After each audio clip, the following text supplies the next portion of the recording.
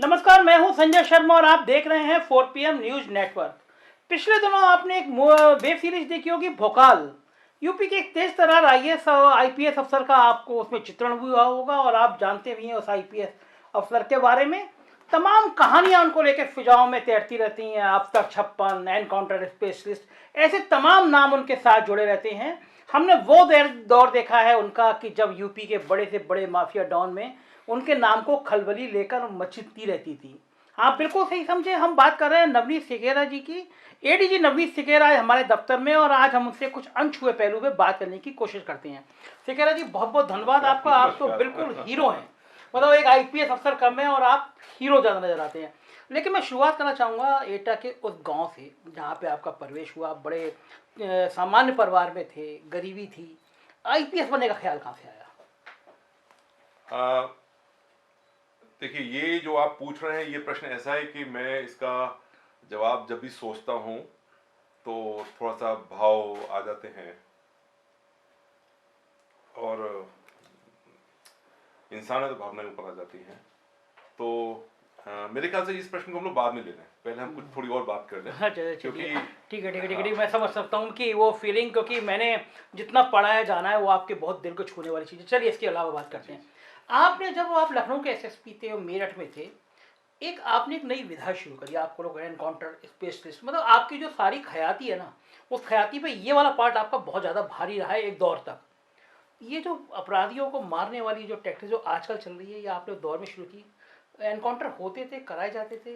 नहीं, देखिए, मैं आपको बताऊं कि ये जो नाम है एनकाउंटर स्पेशलिस्ट या जो killer, trigger happy cop etcetera, ये सब आप ही लोग की मेहरबानी है। आप ही लोग अखबार में जब लिखते हैं तो पब्लिक उसको पिकअप कर लेती है। ऐसा बिल्कुल नहीं था। और मैं आपको इसके पीछे की कहानी बताता हूँ, क्योंकि जो सामने आ गई है, जो छप गई है, जो मीडिया में दिखा दी गई, वो तो सबने जानी। पीछे की कहानी नहीं पता है। मैं आपको बताऊं, कोई भी क्रिमिनल जो जो वांटेड होता था, मैं उसके परिवारिक जनों को कई कई बार अपने पास बुला के बिठा के चाय पिलाता था। कहता था कि भाई देखो, आप उसको सरेंडर करा दो, वो वांटेड है, त्राही त्राही मचा रहा है यहाँ पर, आप उसको सरेंडर करा दो, जेल में रहेगा, न्याय अपना हिसाब से आगे बढ़ेगा, ठीक है। और अगर ऐसे ही वो फिरौती मांगता रहेगा, कभी किसी को धमकाएगा, कभी किसी प्रॉपर्टी पे कब्जा करेगा, डर का माहौल पैदा करेगा, तो सिस्टम है ये, कोई ना कोई सिस्टम में से उठेगा और उसका जो है उसकी जो उसने जो अपना आतंक फैलाया हुआ है उसके विरोध में वो कुछ ना कुछ उसे करना पड़ेगा। क्योंकि यही हमारी जिम्मेदारी है कि हम जनता को एक निर्भय राज दें जहां पे डर ना लगे। देखो, आप कोई भी काम करो, हाँ, डर नहीं होना चाहिए उसमें। अगर किसी का डर है, डर हो तो वो न्याय का होना चाहिए। कानून का डर है तो अच्छी बात है। कानून के अलावा यदि कोई और डर है तो फिर वहां पे एसएसपी बना बैठा है तो उसको कोई मीनिंग नहीं है। भय सिर्फ कानून का होना। लेकिन आपने तो अपना भय क्रिएट कर दिया। मेरठ में दिन दहाड़े आपने कचहरी में आदमी मार दिया। नहीं, मैं आपको वही बताता हूँ, फिर से आपको वही बताता हूँ। ये सब कहानियां हैं और ये सब कहानियां किससे बनते चले जाते हैं। अब जैसे आपने मेरठ छेड़ दिया, पहले मैं वो बात पूरी कर दूं, फिर यहाँ मेरठ भी बताता हूँ कि उसमें ये था कि मैं उनको बुलाता था और कई कई बार आज भी कई क्रिमिनल्स ऐसे थे जिनका इनकाउंटर भी हुआ बाद में, उनके परिवार के साथ मेरे आज भी व्यक्तिगत संबंध बने हुए हैं। कारण यही था कि मैंने उनको हमेशा एक सही राह दिखाई। और बहुत से परिवार ऐसे थे जिन्होंने अपने लड़कों को अपराधी की शुरुआती दौर में थे कमरे में बंद कर लिया और फोन कर दिया, साहब आप आ जाओ।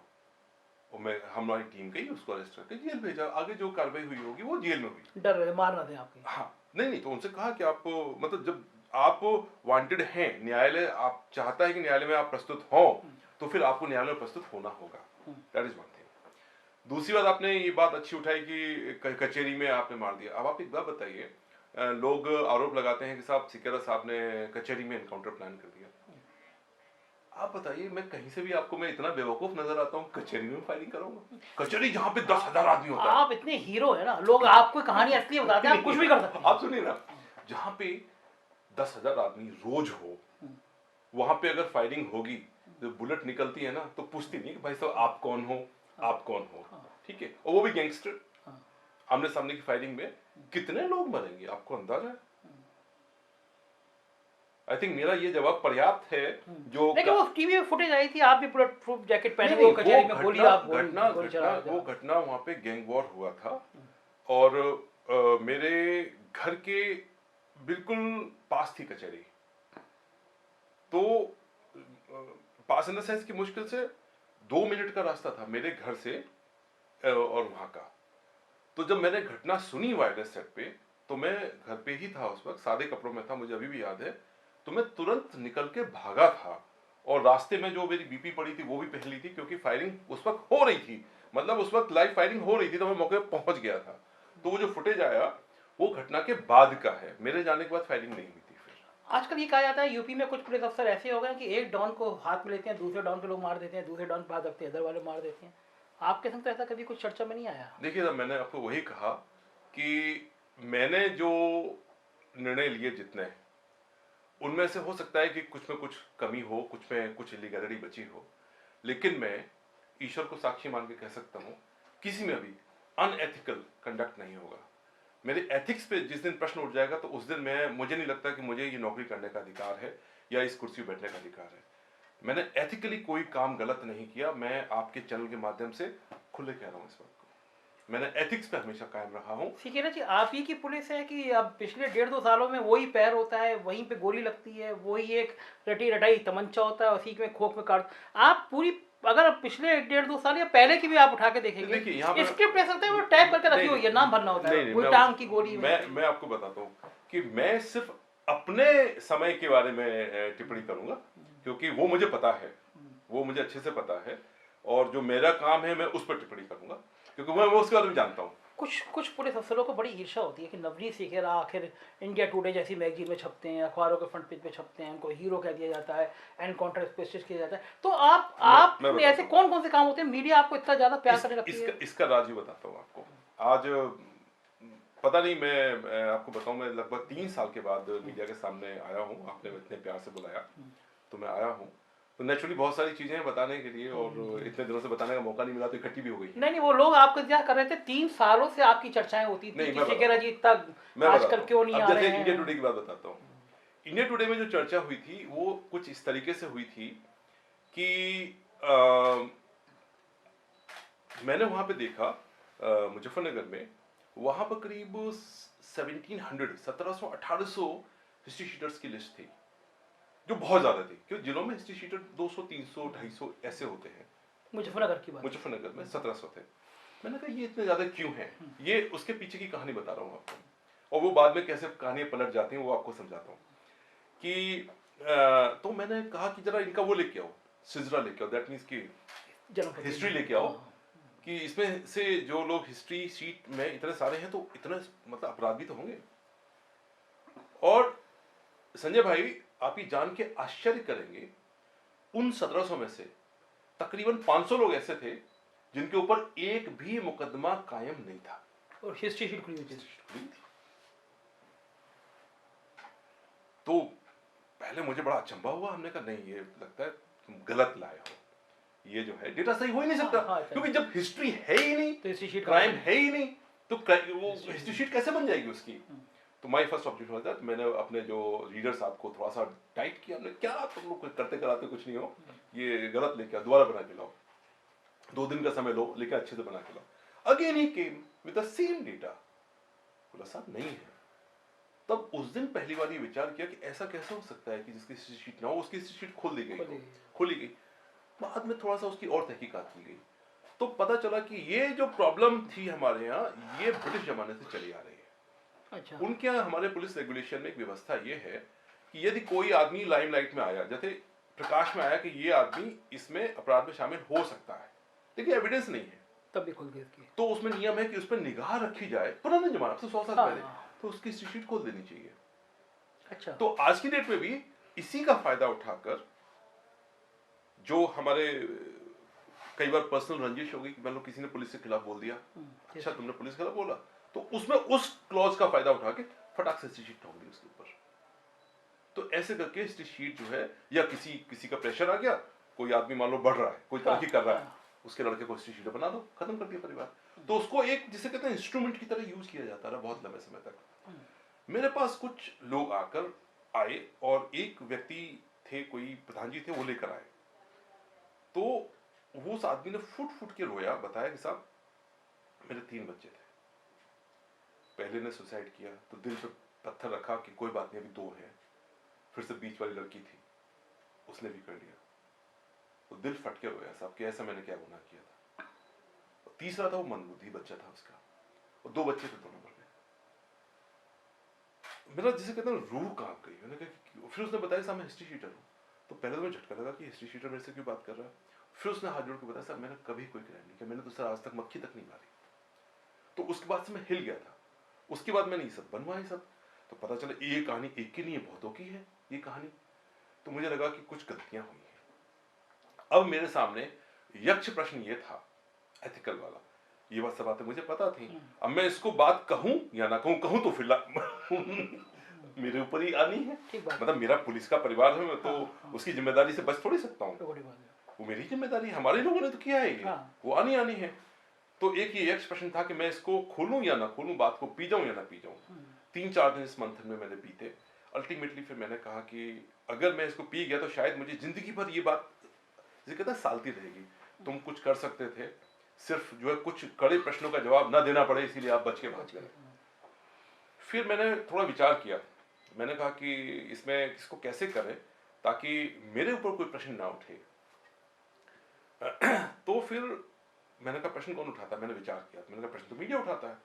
तो मैंने वहां पे जितने मीडिया था उन सबको बुलाया एक दिन, और उनको मैंने घर पे बिठा के डिनर कराया, चाय पी, ऐसा कुछ था। और उनको मैंने अपनी अपनी जो मन में बात थी ये बात बताई कि देखो ये बात है, सच है।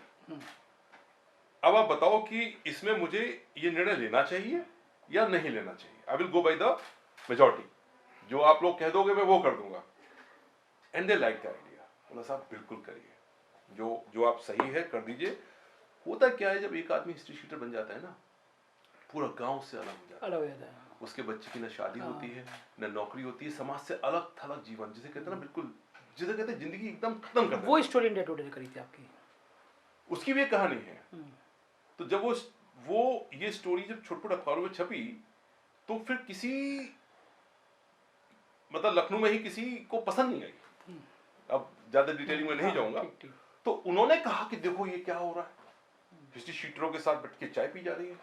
तो उन्होंने भेजा उनको स्टोरी करने के लिए। तो जब वो वहां आए तो उन्होंने देखा, खुद उन्होंने उनसे इंटरव्यू किया, मैंने सब रिकॉर्ड्स दिखाए। तो वो बेचारे इतने भले आदमी थे, उनकी खुद की आंखों में आंसू आ गए। तो जो उन्होंने फिर सारे फैक्ट्स लेके जब वो चले गए, स्टोरी छप गई, 2 पेज की स्टोरी छपी। वो पहली बार मुझे इंडिया टुडे में छपने का मौका ऐसे मिला। हाँ, उसके बाद उन्होंने मुझसे बताया कि सर भेजा हम तो आपकी नेगेटिव स्टोरी करने आए थे। भेजा। तो वही होता है कि मतलब मैं अब इस मुकाम पे यहाँ आने के बाद मैं सिर्फ एक चीज मैंने महसूस करी है कि अगर आपकी नीयत साफ है तो ईश्वर कहीं ना कहीं से घुमा फिर के आपकी मदद ठीक है। आप सपने बहुत बहुत बड़े देखते हैं और शायद उसको काफ़ी तक क्रियान्वयन भी कर लेते हैं। हमें याद है 1090 शुरुआत आपने की थी वुमेन पावर के लिए। तो इस तरह की आइडियोलॉजी आपके मन में कैसे आती थी, मतलब कैसे क्रिएट करते थे आप ये सब चीज़ें? क्रिएट नहीं, देखिए मैं आपको बताऊं, ऐसा नहीं है कि कोई चीज़ क्रिएट करते हैं। होता है क्या है कि देखिए हम सब लोग देखते हैं चीज़ों को, सामने देखते हैं प्रॉब्लम है, और फिर हम लोग ज़्यादातर लोग हमें से ऐसे होते हैं, सोचते हैं यार है तो है, हम क्या करें, ठीक है। या फिर सोचते हैं अगर हम कुछ करेंगे तो बहुत लोड आएगा हमारे ऊपर, हम क्यों करें, कोई और चलने दो, हटाओ हटाओ, आगे बढ़ो। और मैं भी अगर आप इसको ऐसे देखो कि मैं भी अगर आगे बढ़ने की बात करता तो मैं वो हिस्ट्री शीटर वाली बात नहीं उठाता। और उसके बाद इस बात को कई लोगों ने समझा कि वो गलत हुआ है, तो इस परंपरा पे काफी नकेल हुई है कि अब लोग उस तरह की चीजें रेगुलेशन के हिसाब से शीट नहीं खोलते हैं। दूसरी बात, जैसे ये वाली बात आपने बताई 1090 वाली, ये भी ऐसे ही करके जो पीड़ित महिलाएं आती थी, लड़कियां बोल नहीं पाती थी, और कई वो बार बहुत अच्छा वो भी मतलब मैं आपको बताऊं, मेरे पास मैक्सिमम सिफारिशें मीडिया से ही आती थी। सब हमारे एक परिचित हैं, उनकी बेटी को बड़ा दिक्कत हो रही है, ये दिक्कत हो रही है, और एक दिन में 5-5, 6-6, 8-8, जब मैं डीआईजी था लखनऊ में, तो मैंने सोचा कि इतनी ज्यादा जब शिकायतें आ रही हैं, ये तो शिकायत वो है कि कितने लोग ऐसे जो मुझे सीधे अप्रोच कर सकते हैं, हाँ बता सकता हूँ आम भीड़ में ठीक, हाँ, नहीं कर सकते ना। हाँ, ये 7-8 लोग तो ऐसे हैं रोज जो किसी के माध्यम से मेरे पास आ रहे हैं, इसका मतलब प्रॉब्लम गंभीर है। वही है। तो उसको मैंने महसूस किया, फिर मैंने इंटरव्यू किए लड़कियों के, एक टीम बनाई, तो उनको भी हमने करीब 10,000 लोगों का इंटरव्यू किया, 10,000 10,000 लड़कियों का इंटरव्यू किया, और सिर्फ लड़कियों का नहीं, हर एक एज ग्रुप की लड़कियों का इंटरव्यू किया, महिलाओं का भी इंटरव्यू किया। और ऐसा नहीं है कि एक ही ग्रुप से किया, डाइवर्सिटी, जो स्लम्स में रहने वाली महिलाएं थी उनको भी इंटरव्यू किया, जो अच्छे पढ़े लिखे फिकी मेंबर्स बड़े बड़े उनकी महिलाओं को भी इंटरव्यू किया। तो उससे क्या हुआ, हमें एक सोसाइटी का पर्सपेक्टिव मिला, हाँ और समझ में आया कि ये प्रॉब्लम ऐसी है जो है, लेकिन कोई कहता नहीं है, इसको दिल में छुपा के दबा के रखती हैं महिलाएं। और होता क्या है, बहुत दिनों तक जब वो दबी रहती है ना, तो वो साइकोलॉजिकल ज़्यादा- डिसऑर्डर की तरह निकलती है, तो लोग कहते हैं देखो गांव देहात में माता आ गई, या ये ऐसा बिहेवियर क्यों है। तो ये इश्यूज थे, तो मेरे दिमाग में आया कि इसको काम करना चाहिए। सिकंदर जी, आप जनरल, आप जहाँ जेलों में रहे, एसएसपी रहे, एसपी रहे, एडिशनल एसपी रहे, डीआईजी रहे, तो एक छवि तो बनी है आपकी, मतलब कि वो आप डैशिंग हैं, डायनेमिक हैं, काम करते हैं, इनकाउंटर करते हैं, काम कर बड़े बड़े काम करते हैं। इतना काम करने वाला अफसर, मुझे पता है आप इसका जवाब नहीं देंगे, इतना काम करने वाला है एडीजी, अब भवन निर्माण के कमरे में बैठा हुआ है, फील्ड में नहीं है। कभी लगता है कि मतलब ये नाइंसाफ़ी है, जो काम करने वाले अफसर हैं वो भवन निर्माण करा रहे हैं, जो फील्ड नहीं, भवन निर्माण जरूरी है, लेकिन आप जैसे अफसर, कितना बड़ा हाँ, काम लेकिन है, आप जैसे भवन निर्माण अफसर, कम बड़ा काम आप नहीं जैसे है। अफसर, सिस्टम की कमजोरी क्या है? मतलब मैं इसलिए पूछना चाहता हूँ कि आप, हालांकि सवाल मुझे पता है आप नहीं देना चाहिए आपको, लेकिन कभी कभी जनरल खराब लगता है कि जो अफसर ये चिन्हित हैं कि ये लॉ एंड ऑर्डर बढ़िया मेंटेन कर सकते हैं, संभाल सकते हैं चीज़ों को, इनके आने से ही मैसेज चला जाएगा, पॉलिटिकल दबाव कब तक रहेगा सिस्टम पे? देखिए ये तो एक इतना बड़ा प्रश्न है कि जिसका जवाब शायद पूरे देश में किसी के पास नहीं होगा। तो मैं तो बहुत छोटा सा प्राणी हूँ इसमें। आपको इतने कभी इतने अच्छा, इतने मतलब इतने आपको इतने कभी इतने कठिन एग्जाम्स को आप मुझे मत दीजिए। 3 साल के बाद इंटरव्यू दे रहा हूँ, पता चलो मैं पहले में फेल हो जाऊंगा। आपको अच्छा कभी कभी खुद लगता है आप जिस चीज के जो मास्टर है, जिस चीज का, मैं नहीं। अखबार में अगर खबर लिखने वाला हूँ, मुझे किसी के लाइब्रेरी में मैं बैठा फिर से बताऊं कि देखिए होता क्या है कि इंसान को इवॉल्व करना चाहिए। आप जो एक काम एक समय में कर रहे हैं, आप हमेशा वो काम नहीं कर सकते। इट्स लाइक दिस कि जो है कपिल देव साहब या सचिन तेंदुलकर बहुत बड़ा क्रिकेट खेलते थे, but now at some point of time they have to take retirement from this, because उनको पता है कि वो स्किल सेट उनके पास अब नहीं है, तो समय से आपको वो चेंज कर देना। ये नहीं कि हम मान सकते भाई नहीं आपने बहुत अच्छा खेला है इसीलिए आप हमेशा खेलते रहो। लेकिन आप तो रिटायर क्यों नहीं करके फिर छक्का मारी तैयारी में? मुझे करना नहीं चाहिए निजी बात, लेकिन आप 3 साल गायब हुए और सुनाए कि आप एक धमाकेदार, एक बढ़िया सी किताब लिख रहे हैं आजकल। I am so thankful to this idea, इस किताब को लिखने का, कि इसके चक्कर में मैंने अपने देश को समझ लिया, अपने देश की संस्कृति को समझ लिया, अपने देश के इतिहास को समझ लिया, और स्पेशली जिस कालखंड की ये बुक है उसके बारे में जितना मटेरियल था इंटरनेट पे या बड़े से बड़े हिस्टोरियंस के पास, मैं उनके पास जाके पर्सनली उनसे लिंक्स ले लेके मटेरियल मैंने इकट्ठा किया, रिसर्च पेपर्स पढ़े, आर्कियोलॉजिकल सर्वे ऑफ इंडिया की साइट पे गया, बहुत रिसर्च की, जैसे कहते हैं ना इन डेप्थ रिसर्च करी, सीखने को बहुत मिला। मतलब जैसे कहते हैं ना कि आप मेरे चेहरे पे खुशी देखें, आनंद की खुशी अनुभूति होती है कि मैंने कहा जो पिछले 4 साल लगाए हैं। और एक आप मेरा नेचर आप समझ ही गए हैं कि हम तो किसान हैं।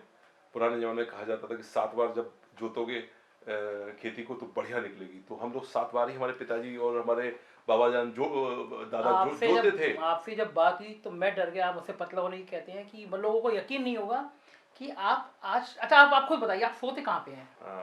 है ना, ये बड़ा मतलब ये है बात निजी, लेकिन लोगों को जानना चाहिए। आईपीएस अफसर मतलब लेविश बेड, लेविश बिस्तर, आप जरा बताइए, लोगों को यकीन नहीं होगा कि क्या। अगर मैं अपने जो मेरे घर पे मेरा असिस्ट बंदा है पूरन लड़का, मैं उसको अभी बोलूं मेरा बेड का फोटो भेज दो, आप यकीन नहीं करेंगे। हम ऐसे ही करें, बाकी लोगों को भी जानना चाहिए। मतलब मैं शुरू से जमीन पे सोता हूँ, जमीन पे सोते हैं, हमेशा जमीन पे, बिना तकिए के सोते हैं, बिना तकिए के, बिना गद्दे के सोते हैं आप? अब सर्दियों में गद्दा लगा, हाँ। गर्मियों में गद्दा नहीं, गर्मियों में सिर्फ पतली सी दरी पे सोता हूँ, जिस पे हम लोग योगा करते हैं, इसको मैट, योगा मैट। आप उस पे सोते हैं, बिना तकिए सोते हैं। ये कब से कर रहे हैं आप? इसको याद नहीं शुरू से पढ़ाई के दिनों से। मतलब जब आप एसएसपी थे, डीआईजी थे, तब भी आप मैट पे सोते थे जमीन पे? बिना तकिए के? हाँ, नहीं तकिया तो लगा लेते हाँ, कभी मतलब कभी, मैं लेके सोते बैठते थे। मतलब जमीन पे सोता था। जो गद्दे वाले बेड होते ना मुलायम वाले, नहीं आती उसमें मेरे को। गर्मी में एसी भी नहीं चलाते हैं, सुना है? नहीं एसी बहुत कम चलाता हूँ, मतलब रेस्ट ऑफ कोई गेस्ट आ जाए तो चलाऊंगा, generally I don't like AC. ये कुछ गड़बड़ सा नहीं है मामला? नहीं गर्मी में नहीं बैठना, नहीं, दरी पे सो साइनस जाना का मत प्रॉब्लम है मुझे, इसीलिए एसी नहीं चलाता हूँ। मतलब, लेकिन बाकी लोगों के लिए सुन की परेशानी वाली बात नहीं है। आईपीएस का मतलब होता है राजा है, आईएएस आईपीएस राजा है, होता है उसके लिए पूरा पूरा सिस्टम उसके लिए, वो दरी पे सो रहा है, बिना एसी के सो रहा आपको है। मैं एक फोटो दिखाऊंगा। मैं जब लखनऊ का एसएसपी था तो एक घटना हुई थी, उसके बाद मैं इतना थक गया था 3-4 दिन के बाद, तो मैं ड्राइंग रूम में आया और बैठ गया। कुछ थोड़ा सा निराश भी था, जो प्रोग्रेस हुई थी उस घटना की, तो उससे निराश हो गया था, दुखी था थोड़ा सा। तो मैं जो है वहीं पे ज़मीन पे, मतलब मेज खिसकाई, ऐसे करके वर्दी पहने, जूते पहने, वहीं लेट गया ऐसे करके, ऐसे उल्टा होकर लेट गया। और मैं सोता रहा काफ़ी देर तक। तो बाद में मेरी हल्की सी आँख तब खुली जब मैंने देखा कि जो है पीछे से मेरी वाइफ आके ना वो शूज वूज खोल के ले जा रही है। उन्होंने कहा जगाना मत, सो जाने दो। I slept 4 hours. 4 घंटे में ज़मीन पे, बिल्कुल खालिश ज़मीन पे, फर्श पे सोता रहा। तो देखो अल्टीमेटली मुझे लगता है कि हम लोग ना ईश्वर का बनाया हुआ एक क्रिएचर ही हैं, तो हम लोग नेचर के जितने पास रहेंगे उतना अच्छा है। मैंने सुना है अभी भी आप रात के 12 बजे 11 बजे जिम करते हैं? अब जाऊंगा ना इसके बाद। रात में जिम करेंगे कितनी देर? नहीं देर तो नहीं, मतलब रोज तो नहीं कर पाते हैं, लेकिन कभी आधा घंटा, कभी पौना घंटा, कभी 1 घंटा, कभी अगर मित्र मंडली अच्छी मिल जाती तो 2 घंटे जिम करते अभी भी? ये जो जिंदगी की फिलॉसफी है सिकेरा जी, आपने जीवन का हर पहलू देखा है। मैं फिर पहली वाले सवाल पे आऊँगा। बहुत छोटा परवेश था, पिताजी बहुत साधारण स्थिति में थे, आईपीएस बनने का ख्याल कहाँ से आया? मुझे पता है कि बहुत सवाल आपको बहुत हर्ट भी करता है या दुख भी पहुँचाता है, पिताजी नहीं रहे दुनिया में। क्या मामला था, क्या कारण थी जब आपने सोचा था आईपीएस बनेंगे? देखिए आईपीएस बनने का तो मतलब आप ऐसे समझ लें कि आज मैं बड़ा दिल खोल के बोल रहा हूँ। इससे पहले कई बार चीज़ें आप, ऐसा नहीं है कि मैंने चीज़ें झूठ बोली हो, कभी झूठ कभी नहीं बोली कहीं, लेकिन कई बार होता है ना आप उनको बोलते नहीं हैं। लेकिन आज पता नहीं मेरा मन कर रहा है, नया साल है तो बोलूं। मेरे गांव में और मेरे घर में, पूरे गांव में मिला के जो सबसे बड़ा पद उस समय जब मैं कॉलेज में पढ़ता था तब की बात बता रहा हूँ, वो अभी भी शायद वैसे ही है, कोई फर्क नहीं आया। सबसे बड़ा पद जो हमारे यहाँ होता था वो आर्मी में, फौज में जो है सोल्जर का, या पुलिस में सिपाही का। इससे ऊंचा पद हमारे गांव में कोई है ही नहीं। मैं उनके बीच में पला बड़ा हूँ। तो आप हमेशा ध्यान रखिएगा, इंसान सपने उतना देखता है जितना उसको आसपास दिखता है, उससे थोड़ा ज्यादा है। बिल्कुल ठीक, बिल्कुल सही। हम जो चीज अपने आसपास देखते हैं उससे थोड़ा ज्यादा है। थोड़ा ज्यादा। अगर वो पुलिस में सिपाही हैं तो हम सोच रहे हैं हम सब इंस्पेक्टर बन जाएंगे। बिल्कुल ठीक। इससे ज्यादा देख ही नहीं सकते, मतलब इससे ज्यादा आप कुछ विजुलाइज नहीं करेंगे, विजुलाइज ही नहीं करेंगे उससे। तो हमारी भी कहानी कुछ ऐसी ही थी। शुरुआत होती है कि शुरुआत में मेरे पापा का ड्रीम था कि बस हाई स्कूल में फर्स्ट डिवीजन आ जाए, बस इससे बड़ा कोई ड्रीम था ही नहीं, क्योंकि फर्स्ट डिवीजन किसी का ही नहीं थी। तो मेरी आ गई फर्स्ट डिवीजन, तो बड़े खुश हुए इस बात से। उसके बाद था कि अब 12th में भी आ जाए, तो 12th में भी आ गई। उसके बाद फिर मैं एडमिशन लेने गया बीएससी में। तो एटा में जहाँ मैं पढ़ता था वहाँ पे बीएससी का कोई कॉलेज नहीं है, बीएससी का कोई कॉलेज था ही नहीं, मतलब थोड़ा सा बैकवर्ड डिस्ट्रिक्ट है।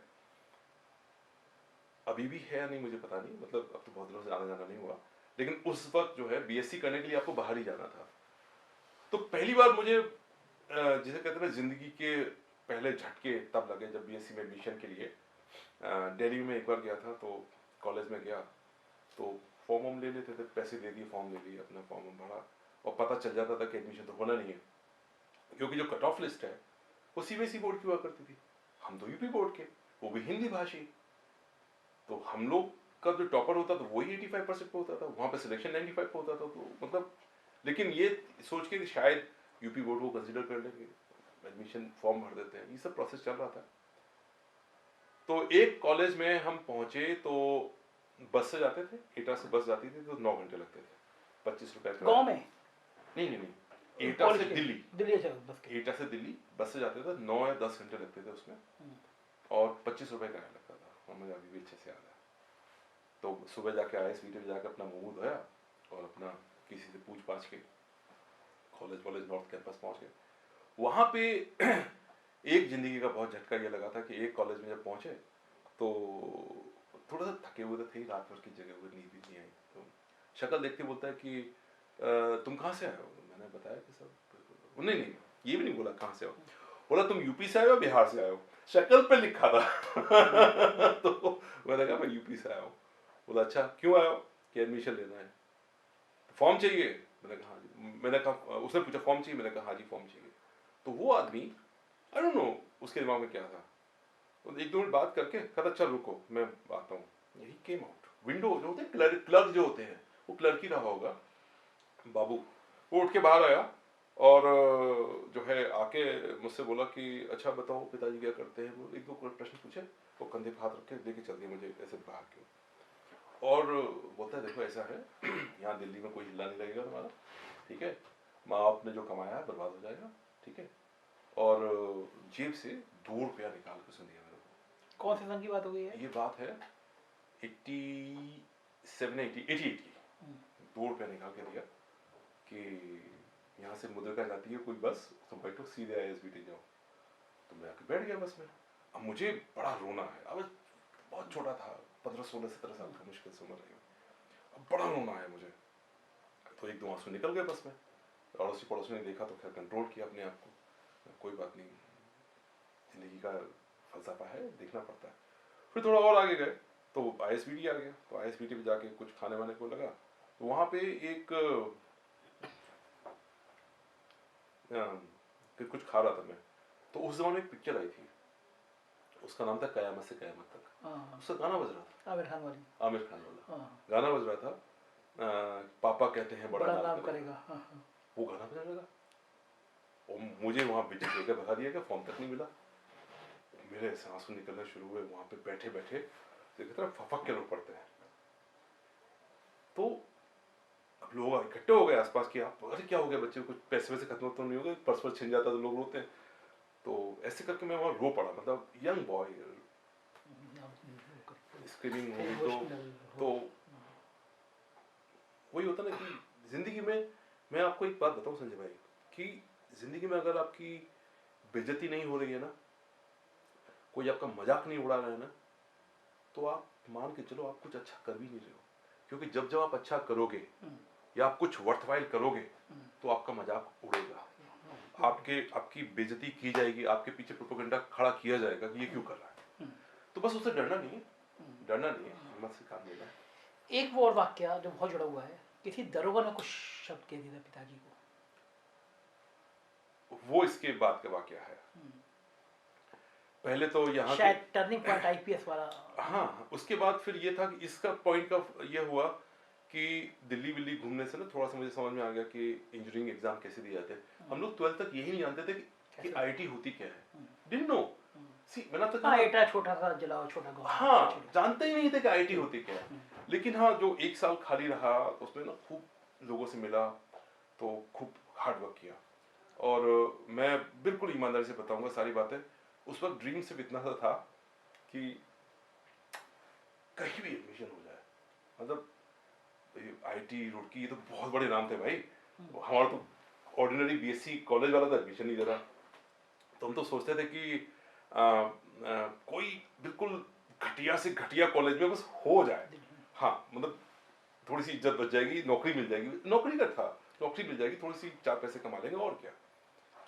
तो नौकरी बड़ी छोटी वाली तब तक सोची, सबसे मतलब कि बस सिपाही वाली कुछ भी हो जाए, कुछ भी मिल जाए, मतलब कुछ भी मिल जाए, इससे ज्यादा ड्रीम था ही नहीं। मतलब कहीं एडमिशन हो जाए, ये था, कहीं एडमिशन हो जाए। तो उसी क्रम में मैंने एग्जाम दिया था, एक पोस्ट भी लिखी थी।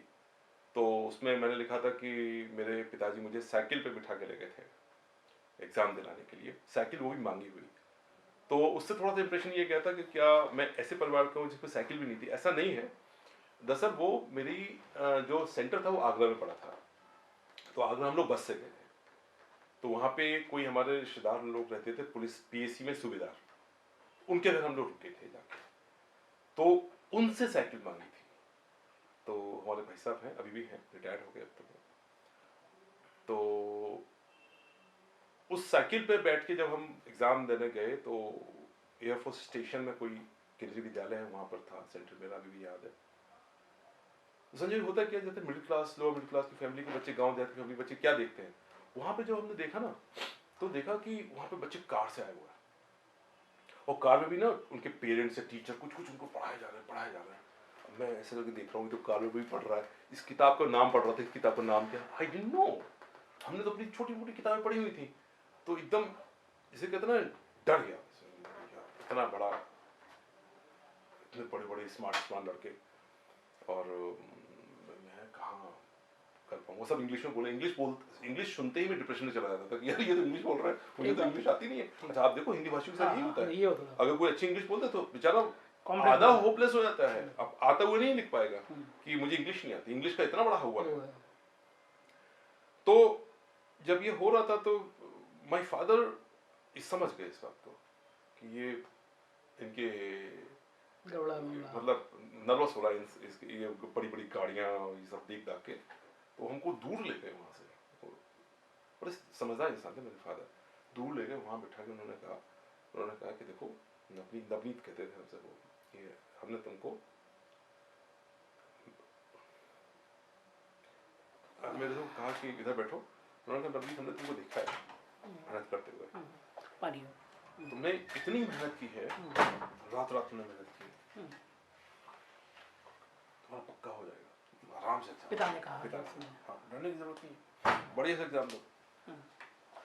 फिर उन्होंने कहा कि मैं अभी उधर खड़ा हुआ था, मैंने इनकी बातें सुन रहा था, बहुत से लड़के तो यहाँ सिर्फ ताजमहल देखने आए, चिंता मत करो एग्जाम दो।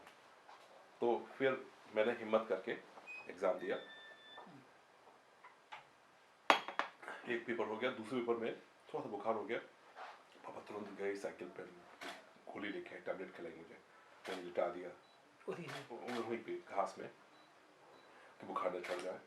लेकिन बस ईश्वर की बहुत कृपा थी, और वहाँ से पापा बैठे हुए, 2 दिन का एग्जाम होता था उन दिनों, तो हमसे बोले, फिर वो मैथ्स के पेपर के बाद ही बोल दिए थे, बोले कितना हुआ, हमने इतना कर दिया, बोले तुम्हारा हो जाएगा,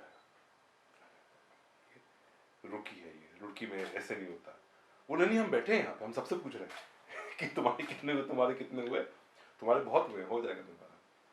पिता की मेहनत और पिता का सपना था। हाँ। ना वो शायद ईश्वर की कृपा से। बहुत नाजुक विषय है ये सिकेरा जी के लिए। पिता को बहुत प्यार करने वाले अफसर हैं वो। मैंने उनकी पर्सनल ज़िंदगी में, मुझे इंटरव्यू के बीच में पूछने नहीं चाहिए सवाल, लेकिन ये सवाल इसलिए मैं पूछ रहा हूँ कि ख़ास तौर से नौजवान पीढ़ी और जो रिश्ते आज टूट रहे हैं, पिता का पुत्र से रिश्ता बहुत अलग अलग हो गया है। एक आईपीएस को आप देखिए, जानिए, महसूस करिए, उनकी आंखों में आंसू हैं, वो इंटरव्यू बीच में पानी पी रहे हैं, केवल उस पिता की याद में कि जो साइकिल से बिठा के अपने बेटे को लाया, एक एक पल को महसूस कर रहा है। तो आप उस रिश्ते की गहराई को महसूस करिए। और इस दौर में इस आईपीएस के अलावा एक पिता पुत्र की कहानी, इसीलिए मैं इस इंटरव्यू को ब्रेक नहीं कर रहा हूँ बीच में, भले वो न सिकेरा जी न समय भावुक हो रहे हैं। सिकेरा जी, मैं सॉरी, मैं आपको इस मिला रहा हूँ, लेकिन इस दौर में पिता और पुत्र का रिश्ता जब आप लोग को सब कुछ भौतिकता में बह गया है, एक कोई इंसिडेंट मुझे याद आ रहा है, किसी दरोगा ने कुछ पिताजी ने कह दिया था, वो जब मैं, शायद वो आपकी लाइफ का टर्निंग पॉइंट था। रुड़की में चला गया था मैं, तो रुड़की में पढ़ाई शुरू कर दी। उसके बाद मेरे फादर ने उनका रिटायरमेंट आ रहा था, तो उन्होंने अपना रिटायरमेंट के बाद जो ग्रेजुएटी वगैरह होती है वो सब निकालने को के कहा कि चलो एक मकान बनवा लेते हैं। तो एक छोटा सा मकान जो है बनाना शुरू किया, तो प्लॉट लिया था, तो उस प्लॉट पे उन्होंने बना दिया। तो चूँकि वो ब्लॉक में ही थे, काम करते थे, तो ब्लॉक की जानकारी उनको ठीक ठाक थी, तो ठीक ठाक तरीके से उन्होंने अपने लिया। लेकिन कुछ थे उस वक्त पड़ोसी लोग, कुंडा भाई लोग, दादा भाई लोग, उन्होंने काफ़ी प्रॉब्लम खड़ी कर दी। तो अल्टीमेटली जब ऐसी प्रॉब्लम खड़ी हो जाती है तो फिर आप पुलिस के पास ही जाते हैं। तो हम पुलिस के पास कभी कोई गए नहीं, बहुत डर। तो फिर मेरे फादर ने हमको फ़ोन किया, उस ज़माने फ़ोन भी नहीं होते थे, तो फ़ोन भी वो पीछे किसी क्या करो तो खबर कर देते थे कि वहाँ चले जाओ। तो मैं भी इंजीनियरिंग करके पास आउट हुआ ही था उसी समय, ये बात शायद 93 की है, हाँ 93 की, या 93 की या 94 की, दो में से एक। मैं इंजीनियरिंग में पास कर चुका था। तो हम अकेले नहीं, 5-6 लोग मिलके गए थे। एक डिप्टी एसपी साहब थे, उनसे मिलने के लिए। इट वॉज नॉट दरोगा, ही वॉज डिप्टी एसपी। दरोगा वॉज नाइस, मतलब जो सच है वही बताऊंगा आपको। उसने कहा था वो आप बिल्कुल सही हैं, थोड़ा सा आप उनसे मिल लीजिए। तो वहाँ हम मिलने गए, तो वो पहले से ही जिसे कहते हैं प्री कंसीव्ड तैयारी थे कि हमको क्या बोलना है। तो मेरे फादर ने जब हम लोगों बात की तो मैं जगह ही नहीं थी खड़े होने की, मैं खड़ा हुआ था सिर्फ। तो उन्होंने बातचीत में मेरे फादर ने कहा कि सर देखो, जो लोग वहाँ झगड़ा कर रहे हैं आप उनको बुला के उनसे पूछो कि तुम्हारा कोई पेपर है, कोई रजिस्ट्री है, कुछ होना चाहिए ना, लोकल स्टैंडर्ड क्या है। मेरे पास सब रजिस्ट्री है, आप देख लो एक बार। उनके पास क्या है वो आपको दिखा दे और आप देख लो। उनका अपना सीधा था कि मुझे कुछ नहीं पता, कि अगर झगड़ा हुआ तो मार की लाठी बंद कर दूंगा। पिता से बोले सबके सामने ऐसे। तो मेरे फादर ने ऐसे करके कागज दिए कि सर आप प्लीज एक बार देख तो लो। तो कागज के वहां पर ऐसे फेंक के मारा, वो ऐसे उड़ता हुआ उनके मुंह पे लगा के। वो बहुत कष्टदायक था। देखो होता क्या ना, कभी भी किसी बाप की उसकी बेटे के सामने बेइज्जती नहीं करनी चाहिए। वो बहुत कष्टदायक था, उसको ऐसा नहीं करना चाहिए था। काम नहीं करो ठीक है, कोई बात नहीं, but don't insult my father. तो मेरे फादर ने फिर यही कहा कि देखो आप, मतलब सब लोग घबरा गए एकदम से, लाठी मार के बंद कर देंगे, सब बातें हुई और बहुत कुछ कहा उसने। मैं खड़ा हुआ था, तो मेरे फादर ने एंड में, देखो होता क्या है कि उनके पास क्या था, कुछ भी नहीं, ले दे के मैं ही था, मैं इकलौता लड़का हूँ और तो कोई था ही नहीं आगे पीछे। तो उन्होंने कहा कि सर आप मेरी मदद नहीं कर सकते तो कम से कम आप मेरी बेइज्जती मत करिए। मेरा लड़का भी रुड़की से क्लास 1 इंजीनियर, यही शब्द थे। तो दिस मैन ने जो है इतना गंदे तरीके से बोला, ऐसे इंजीनियर अच्छा धौंस देते हो, मारे मारे फिरते हैं, निकलो यहाँ से वरना बाहर निकलो, कुछ गंदा बोला। तो बस पापा को हाथ पकड़ के वापस ही ले आया बाहर की, इससे बेइज्जती की जरूरत नहीं है, बाहर चलते हैं। फिर मैंने युवा था तो मैंने कहा पापा चिंता मत करो, ये 200-300 गज जमीन है, इसके पीछे आप लड़ रहे हो, आप मुझे समय दो। कॉन्फिडेंस आ गया था तब तक, रुड़की से आने का, कंप्यूटर साइंस से था उस वक्त, तो कॉन्फिडेंस बहुत था कि अब तो, क्योंकि सी अच्छे कॉलेज में जाने का फायदा ये होता है कि ना कॉन्फिडेंस बढ़ता है कि आपको ये पता होता है यही तो है बेस्ट, यही तो बेस्ट। हाँ तो इनको देख लिया आपने। तो मैंने कहा मैं 1 साल का समय दो, इससे बढ़िया जमीन खरीदेंगे, इससे बढ़िया घर बनाएंगे, आप चिंता मत करो। लेकिन तब एक बात समझ में आ गई थी मेरे उस वक्त, जब 3-4 दिन हो गए, मेरे फादर का वेट एकदम से गिरना शुरू हो गया, नीचे आना शुरू हो गया। तो मेरी मदर को एहसास हो गया कि इनको ना कोई बात ऐसी चुभ गई है कि, तब मैंने सोचा इस बात को। और उस दिन एक जिंदगी का बड़ा फलसफा समझ में आया, बचपन में ही, जल्दी ही उम्र में समझ में आ गया कि हम लोग जो युवा होते हैं ना, हम लोग सपनों में जीते हैं, हम ये करेंगे, हम वो करेंगे, हम वो करेंगे। लेकिन एक बुजुर्ग रिटायर्ड आदमी के पास सपने नहीं होते, उसके पास यादें होती हैं। उनकी जो शानदार यादों की जर्नी थी ना, छोटे आदमी थे, बड़े इज्जतदार थे। कभी कोई जिंदगी में ऐसा काम नहीं किया कि किसी को सामने नजरें झुकानी पड़ी हो। उनके आखिरी चैप्टर पे ये बड़ी बेइज्जती हो गई थी उनकी, और उसको वो जैसे कहता ना कि आपका जो रिस्पेक्ट था, इज्जत तो थी उनके पास, और क्या था वो आपने छीन लिया।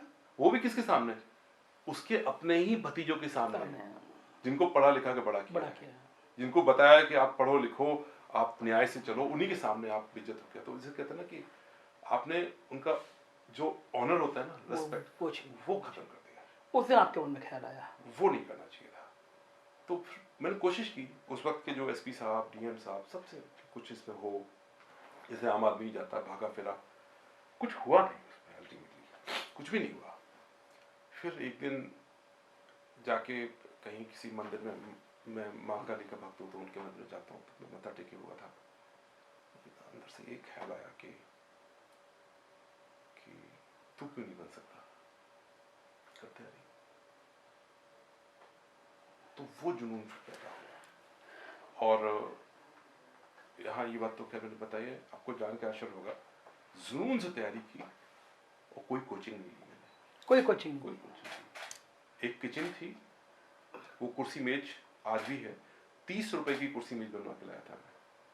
30 रुपए की मेज और कुर्सी अलग, कुर्सी तो थी पहले से, वो कुर्सी मेज आज भी है मेरे, आज भी रखी हुई है, आज भी संभाल कर रखी हुई है, याद है इससे जुड़ी हुई। और कमरे में बैठ के जिद में, जुनून में फोकस करके तैयारी की, ईश्वर को साक्षी मान के। और मैं बहुत इस बात का शुक्रगुजार हूँ कि मुझे बहुत दिया, मतलब मेरे पापा के जीते जी मैं आईपीएस बना, इसी कार्ड में बना। और मैं एक बात बताना चाहता हूँ, जो मेरी जिंदगी का सबसे बड़ा अचीवमेंट मैं मानता हूँ उसको, कि एक दिन पुलिस का एक अदना सा अधिकारी मेरे पापा को गाली देके बाहर निकाल रहा था। बीच में अपने डीजीपी थे विक्रम सिंह सर, हाँ। तो उनको कहीं से पता चल गया था इस कहानी के बारे में, तो बोले कि ये मैंने सुना है तुम्हारे बारे में। बोलते हैं माय सन, मैंने ये सुना ही, इज इट राइट? मैंने कहा सर ये बात सही है और बिल्कुल सही है। बोले अच्छा बाबूजी का नंबर क्या है? वो डीजीपी थे उस वक्त। बोले बाबूजी का नंबर क्या है? ये नहीं बोला कि तुम्हारे पिता का नंबर क्या है, मैं उनके द्वारा दिए गए सम्मान को लाइफ कभी मैं नहीं भूलूंगा। बोले बाबूजी का नंबर क्या है? मेरे सही नंबर है। तो मैं सोच रहा था कि डीजीपी सर है, अभी बताएंगे, फोन मिलाएंगे ना, खुद डायल किया। बोले मैं विक्रम सिंह डीजीपी बोल रहा हूँ। हमारे पापा समझ ही नहीं पाए, वो सोच भी नहीं सकते थे कि डीजीपी फोन कर रहा है उनको। तो उन्होंने फिर कहा दोबारा कि बाबूजी प्रणाम, मैं पुलिस महानिदेशक उत्तर प्रदेश विक्रम सिंह बोल रहा हूँ, आपका बेटा नवीस सामने बैठा है। तब उनकी समझ में आया कि कौन बोल रहा है।